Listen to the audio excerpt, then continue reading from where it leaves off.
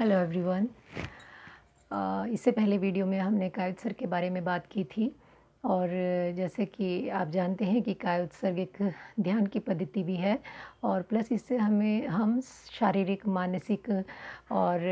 भावनात्मक रूप से अपने आप को स्वस्थ भी कर सकते हैं और स्पिरिचुअल वे में भी हम अपने आप को स्ट्रॉन्ग बना सकते हैं। जो एक स्पिरिचुअलिटी की एक गहराई होती है उसको भी काय उत्सर्ग हमें समझने में मदद करता है। तो ध्यान की बहुत सारी विधियाँ होती हैं और जिसमें सबसे ज़्यादा ज़रूरी ये है कि हम अपने शरीर और मन को ये चीज़ का एहसास कर लें कि शरीर और मन हमारा नहीं है। तो काय उत्सर्ग हमें यही एक भेद विज्ञान सिखाता है। इसीलिए हम और काय उत्सर्ग में एक बात बहुत ज़रूरी है कि हमें बहुत ही ज़्यादा जागरूक रहने की ज़रूरत होती है। तो काय उत्सर्ग कभी भी ऐसे टाइम पर नहीं करें कि आपको नींद आ जाए। तो काय उत्सर्ग करते समय हमें अपने शरीर और मन से अलग होना होता है,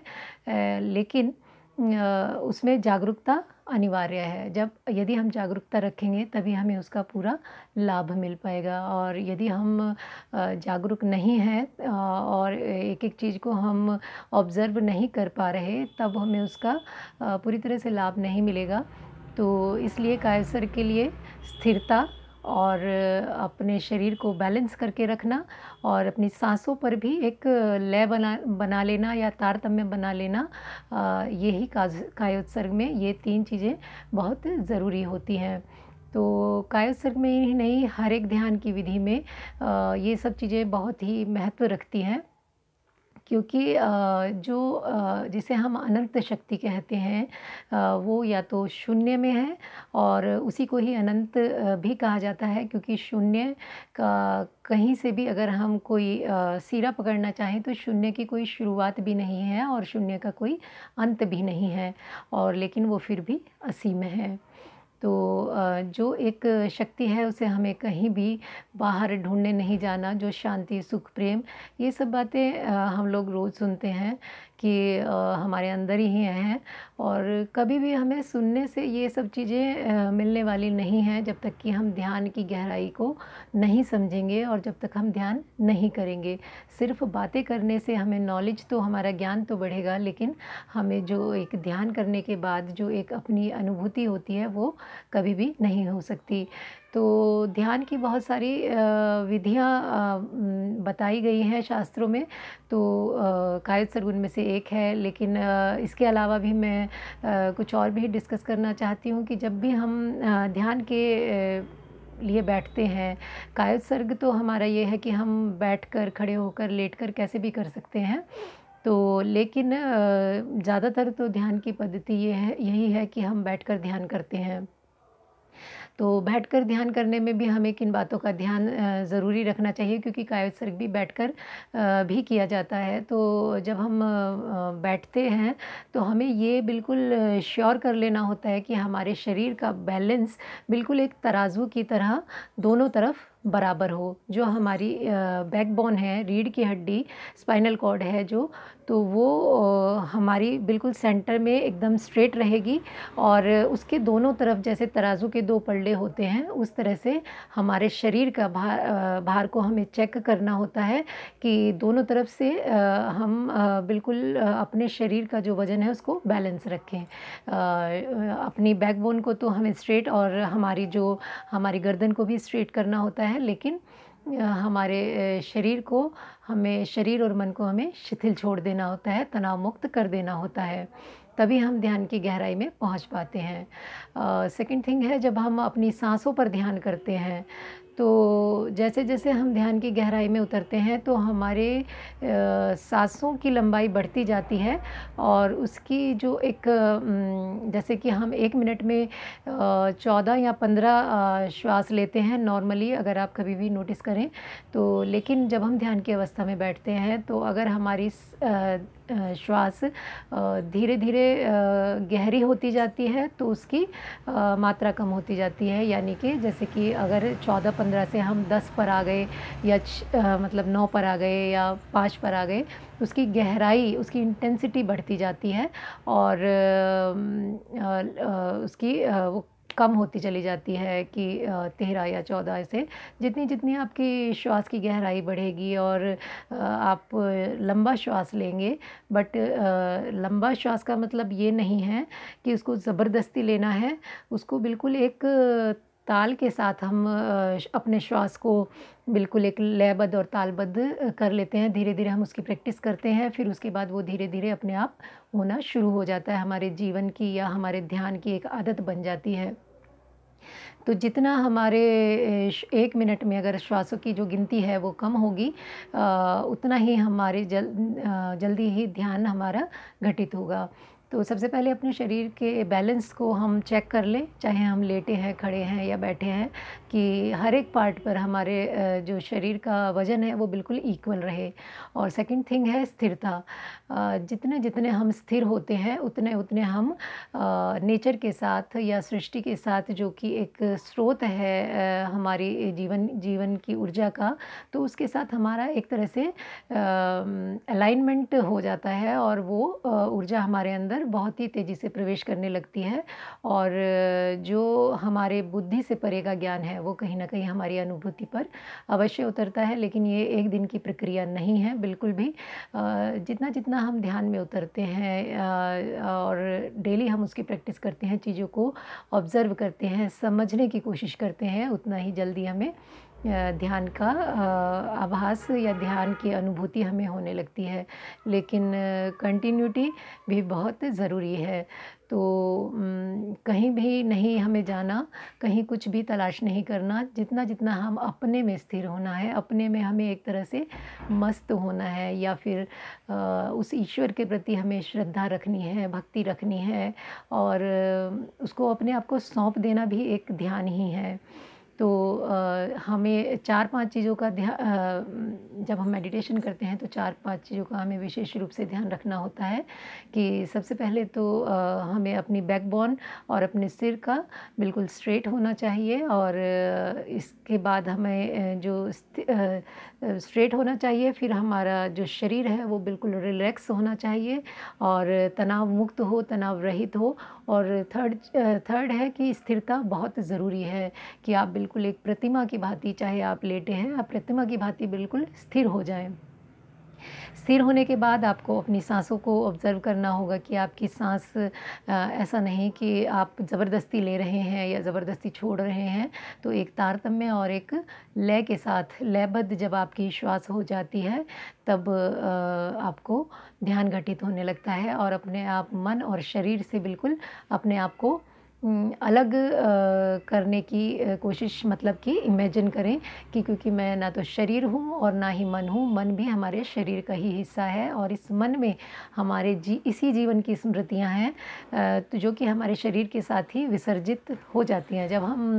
मृत्यु को प्राप्त होते हैं तो मन में जितनी भी हमारे अभी इस जन्म की जो मेमोरी या स्मृति है वो ख़त्म हो जाती है। तो जो अनंत जन्मों की मेमोरी है हमारे शरीर में, सॉरी, हमारी आत्मा में, जिसको चित्त भी कहते हैं, सूक्ष्म शरीर भी कहते हैं, तो वो हमारे अनंत जन्मों की मेमोरी जो है वो हमारे सूक्ष्म शरीर में होती है, ना कि इस मन में। तो कहने का सिर्फ़ यही है कि ना मैं शरीर भी नहीं हूँ और मन भी नहीं हूँ। तो हम इन्हें दोनों चीज़ों से ही और अपने शरीर और हम जो हमारा मन हमारे से सारे दिन बातें करता रहता है या हमें जो गाइड करता रहता है, कुछ भी हमें कोई प्रॉब्लम होती है तो मन से ही सारी चीज़ें रिलेट होती हैं, जबकि मन हमारे शरीर का हिस्सा है और हमारी आत्मा का हिस्सा नहीं है। तो हमें कोशिश करनी होगी अपनी तरफ से कि मन जो हमें सारा दिन परेशान करता है या कहीं न कहीं हमें पास्ट की और फ्यूचर की हर पास्ट में और कभी पास्ट में ले जाता है, कभी फ्यूचर में ले जाता है, या पास्ट की और फ्यूचर की बातों से हमें बहुत ही हम डिस्टर्ब हो जाते हैं। और आजकल का जो टाइम चल रहा है पूरी ही दुनिया में कि इंसान बहुत ज़्यादा डिस्टर्ब है, तो उसके लिए हमें यही करना है कि अपने आप को बार-बार हमें अपने आप को ये रियलाइज़ कराना है कि ना मैं शरीर हूँ और ना ही मैं मन हूँ। तो इस मन की बातों की तरफ इतना ध्यान देना ही नहीं है। और जब भी हम ध्यान करने बैठते हैं तो कभी आप जितना-जितना आप प्रकृति के साथ बैठेंगे, खुले में बैठेंगे, कभी आसमान को, कभी पेड़ों को ही हम जब निहारते हैं या पेड़ के एक छोटे से पत्ते को ही हम निहारते हैं, तो एक जैसे कि एक त्राटक की क्रिया होती है कि चाहे हम सूरज का त्राटक करें, चाहे चंद्रमा का, चाहे एक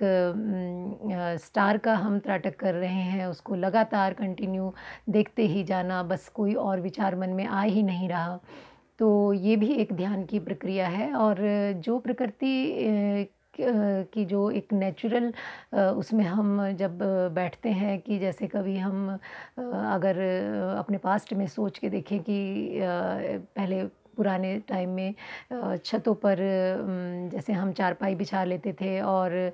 तो वो एक जो देखने को मिलता था हमें कि एक चंद्रमा को हम एकटक देखते जा रहे हैं या एक सितारे को एकटक देखते जा रहे हैं, तो ये ध्यान है और प्रकृति के साथ कहीं न कहीं इससे हमारा कनेक्शन बढ़ता जाता है। तो मैं यही कहना चाहती हूँ कि जितना-जितना हम प्रकृति से दूर हो गए हैं तो हमारे जो अंदर एक ज्ञान की धारा है या एक हमारे सूक्ष्म शरीर, हमारे चित्त का जो एक शांत स्वरूप था, उससे हम जो खुशी थी हमारे अंदर थी, उससे हम बिल्कुल ही अलग हो गए हैं और उसको पाने के लिए हमें उतनी ही मेहनत करनी पड़ेगी। और क्योंकि आपने देखा होगा कि अगर कोई भी मोक्ष जाता है या किसी को कोई ज्ञान प्राप्त होता है, आत्मज्ञान की प्राप्ति होती है, तो प्रकृति के सानिध्य में ही किसी वृक्ष के नीचे या खुले में ही उसको ज्ञान की प्राप्ति होती है। तो प्रकृति ही हर एक चीज़ का स्रोत है और प्रकृति ही हमारे अंदर है। तो हमारी जो सारी प्रॉब्लम्स जितनी भी हैं जीवन की, उनका सॉल्यूशन भी हमारे अंदर ही है। तो लेकिन ज़रूरी क्या है उसको हमें समझना है और उसको ऑब्ज़र्व करना है जो कि 1 मिनट का टाइम तो 1 मिनट का काम नहीं है। डेली उसकी प्रैक्टिस करना जो लोग ध्यान में उतरना चाहते हैं, ध्यान की प्रैक्टिस करना चाहते हैं, ध्यान को अपनी अनुभूति पर उतारना चाहते हैं, उनको कंटिन्यूटी भी बहुत ही ज़्यादा ज़रूरी है। जो भी ध्यान की पद्धति आपको समझ आ जाए या जिस ध्यान की पद्धति से आपको ये लगे कि हाँ, इससे मुझे मतलब बाहर के जीवन में भी मदद मिल रही है और मैं मेंटली भी बहुत पीसफुल महसूस कर रहा हूँ और अपना एक इनर भी हमारा ग्रोथ कर रहा है, तो हमें वो ध्यान की पद्धति को रेगुलर ही उसको हमें प्रैक्टिस करनी चाहिए। तो अब हम जैसे कि कभी हम ऐसा नहीं कि जब हम सोचते हैं कि ध्यान की पद्धति ध्यान में बैठे हैं और कि आज ही हमें ध्यान घटित हो जाएगा, ऐसा बिल्कुल भी नहीं होगा। अगर हम एक्सपेक्टेशंस लेकर बैठे हैं कि हाँ, आज ही हमें ध्यान 1 घंटा हो गया, हमें 2 घंटा हो गया क्योंकि ये मैं कर चुकी हूँ, तो ऐसा बिल्कुल भी नहीं होगा।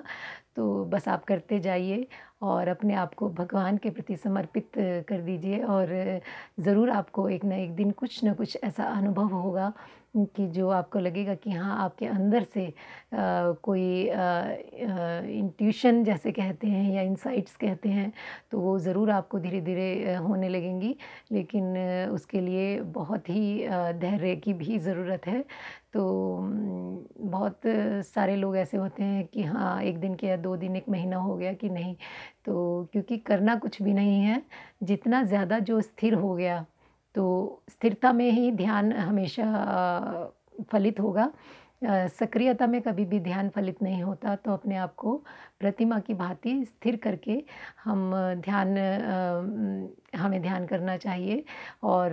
अपने शरीर से, अपने मन से अपने आप को बिल्कुल ही डिस्कनेक्ट करके, अपनी श्वासों पर ध्यान करके, तो बहुत सारे तरीके हैं कि हम जिनसे ध्यान कर सकते हैं।